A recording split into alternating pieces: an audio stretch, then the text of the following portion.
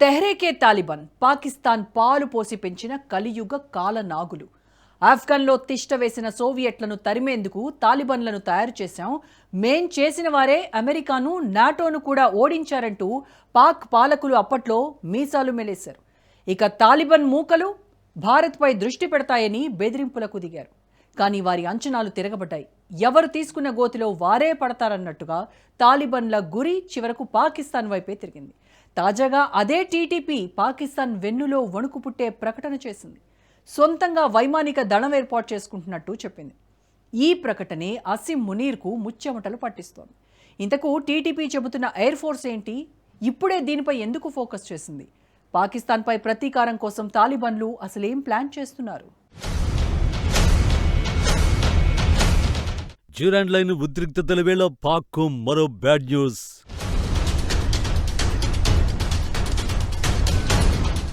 Air force ఏర్పాటుపై focus చేసిన Tehreeki Taliban. పాక్పై ప్రతీకారం కోసం తాలిబాన్లు అసలేం ప్లాన్ చేస్తున్నారు? పాకిస్తాన్ తీవ్ర సంక్షోభంలో ఉంది. ఆర్థిక పరిస్థితులు దారుణంగా ఉన్నాయి. బలూచిస్తాన్, ఖైబర్ పఖ్తుంఖ్వా, సింధ్ ప్రావిన్సులు స్వేచ్ఛ కోసం పోరాడుతున్నాయి. అటు డ్యూరాండ్ లైన్లోనూ తాలిబాన్లు కాచు కూర్చున్నారు. చిన్న నిప్పురవ్వ రేగితే పెను విస్ఫోటనం ఖాయమనే పరిస్థితులే ఉన్నాయా దేశంలో? ఇన్ని సమస్యలున్నా ఆఫ్ఘనిస్తాన్ తాలిబాన్లతో పోరుకు తాము సిద్ధమని మీసాలు మేలేస్తున్నారు పాకిస్తాన్ లీడర్లు. అందుకు ఏకైక కారణం తాలిబాన్లతో పూర్తి స్థాయిలో యుద్ధం జరిగితే విజయం తమనే వరిస్తుందన్న ధీమానే. ఎందుకంటే తాలిబాన్లకు గెరిల్లా వార్లోనే అనుభవం ఉంది. కాబూల్కి వైమానిక దళం లేదు. ప్రస్తుతం యుద్ధాల్లో గెలవాలంటే ఎవరికైనా పవర్ఫుల్ ఎయిర్ ఫోర్స్ ఉండాల్సిందే. పాకిస్తాన్ దగ్గర వైమానిక దళం ఉంది. కాబూల్పై పదే పదే ఎయిర్ స్ట్రైక్స్ నిర్వహిస్తూ అదే చెబుతోంది కూడా. తమతో పెట్టుకుంటే వైమానిక దాడులతోనే ఆఫ్ఘనిస్తాన్ ఖతం చేస్తామనే సంకేతాలు పంపుతోంది. సరిగ్గా ఇలాంటి సమయంలో ఆఫ్ఘన్ పాక్ మధ్య ఉద్రిక్తతలకు కారకులైన తెహ్రీకి తాలిబాన్ పాకిస్తాన్ సభ్యుల నుంచి సంచలన ప్రకటన వచ్చింది. త్వరలో తమకు ఎయిర్ ఫోర్స్ ఉంటుంది అన్నదే ఆ ప్రకటన.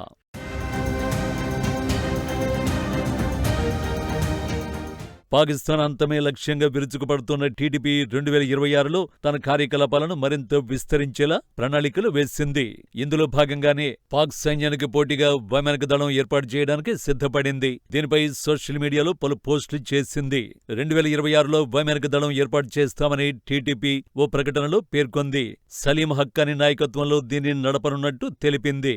దీంతో పాటు ప్రావిన్సుల వారీగా మోహరింపులు, మిలిటరీ యూనిట్లు ఏర్పాటు చేయాలని భావిస్తోంది.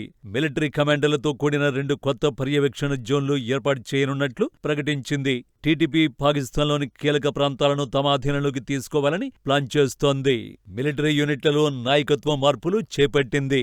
ఇప్పటికే ఖైబర్ పఖ్తుంఖ్వా, బలూచిస్తాన్ ప్రావిన్సుల్లో తన కార్యకలాపాలు విస్తరించింది. కానీ టీటీపీ నిజంగా వైమానిక దళాన్ని ఏర్పాటు చేయగలదా? ఆ గ్రూపుకి అంత సీన్ ఉందా అన్నది అసలు ప్రశ్న.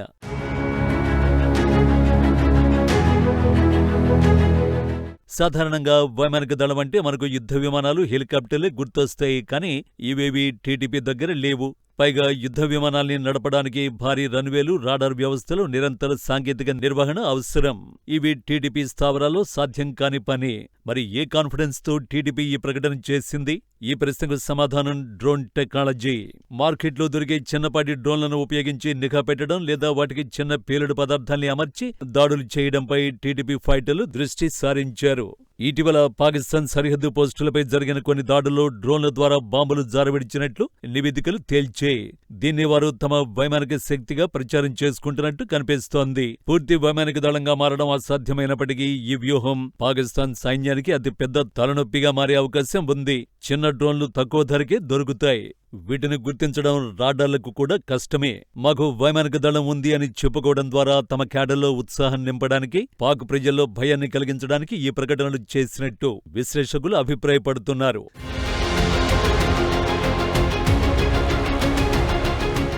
నిజానికి ఆఫ్ఘనిస్తాన్లో తాలిబాన్లు అధికారంలోకి వచ్చిన తరువాత అమెరికా వదిలి వెళ్లిన కొన్ని అత్యాధునిక పరికరాలు టీటీపీ చేతికి చిక్కి ఉండొచ్చని అనుమానాలు ఉన్నాయి. వాటిలో నిఘా డ్రోన్ల వంటివి కూడా ఉన్నాయని విశ్లేషకులు చెబుతారు. మార్కెట్లో తక్కువ ధరకు దొరికే DIY వంటి చైనా కంపెనీల డ్రోన్లు టీటీపీ ఎక్కువగా ఉపయోగిస్తోంది. ఇవి ఈజీగా దొరకడమే కాదు, వాటిని వాడటము సులువే. ఇటీవల లష్కర్-ఇ-ఇస్లాం వంటి అనుబంధ సంస్థలతో కలిసి టీటీపీ కొంచెం పెద్ద డ్రోన్లు కూడా ఉపయోగిస్తున్నట్టు వార్తలొచ్చాయి. అవి ఎక్కువ బరువును మోయగలవు. టీటీపీ ఈ డ్రోన్లకు ప్లాస్టిక్ బాటిళ్లలో నింపిన 400 నుంచి 700 గ్రాముల పేలుడు పదార్థాల్ని అమర్చుతోంది. వీటిని గ్రెనేడ్ల ద్వారా లేదా రిమోట్ ద్వారా పేలుస్తారు. ఇవి నేరుగా పోలీస్ స్టేషన్లు, సైనిక చెక్పోస్టులు, కాన్వాయ్లపై దాడి చేస్తున్నాయి. 2025లో దక్షిణ వజీరిస్తాన్లోని ఒక చెక్పోస్టుపై ఇలానే దాడి చేశారు. కేవలం దాడులకే కాకుండా శాటిలైట్ ఫోటోలు, జీపీఎల్ సాయంతో సైనికుల కదలికల్ని గమనించడానికి కూడా డ్రోన్లు ఉపయోగిస్తున్నారు. కాబట్టి టీటీపీని పాకిస్తాన్ తేలిగ్గా తీసుకోవడానికి లేదు. కానీ పాకిస్తాన్ ఈ సంస్థ ఎందుకింతగా టార్గెట్ చేస్తోంది?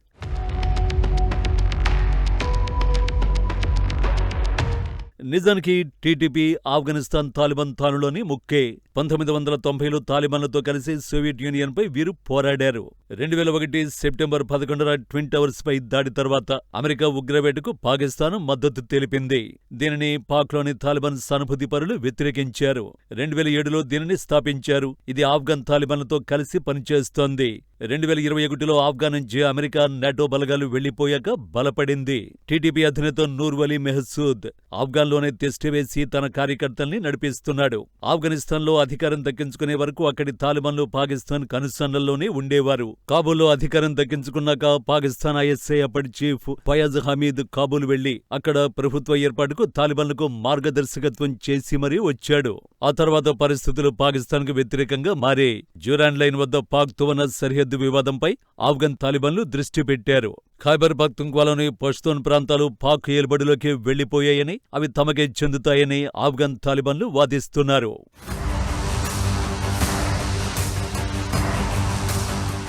టీటీపీ అసలు లక్ష్యం పాకిస్తాన్ ఆక్రమించి షరియా చట్టం అమలు చేయాలన్నదే. ఈ క్రమంలోనే బలం కోసం ఎదురుచూస్తూ వచ్చింది. ఎప్పుడైతే ఆఫ్ఘనిస్తాన్లో తాలిబాన్లు అధికారం చేపట్టారో అప్పుడే టీటీపీకి 1000 ఏనుగుల బలం వచ్చింది. అక్కడ మొదలు పాకిస్తాన్పై దాడులు చేస్తూనే ఉంది. ఇప్పుడు ఏకంగా వైమానిక దళాన్ని ఏర్పాటు చేసుకుంటున్నట్టు ప్రకటించి పాక్కు మరో డెడ్లీ సిగ్నల్ పంపించింది. మొత్తంగా విద్వేషం, విభజన పునాదులపై పురుడు పోసుకున్న పాక్ ఎన్నేళ్లుగా చేసిన పాపాలు ఇప్పుడు పండుతున్నాయి. పొరుగుదేశం వినాశనమే తమ ఏకైక విదేశీ విధానంగా పనిచేస్తూ భారత్పై అనేక రూపాల్లో కుట్రలు చేస్తూ వచ్చిన ఆ దేశం ఇప్పుడు కర్మఫలం అనుభవిస్తోంది. లష్కరే జైషే మొహమ్మద్ వంటి ఉగ్రవాద ముఠాలను భారత్పైకి ఉసిగొల్పి సంబరాలు చేసుకున్న పాకిస్తాన్ చివరికి తాను పాలుపోసి పెంచిన ఉగ్రవాదంతోనే అల్లాడుతోంది.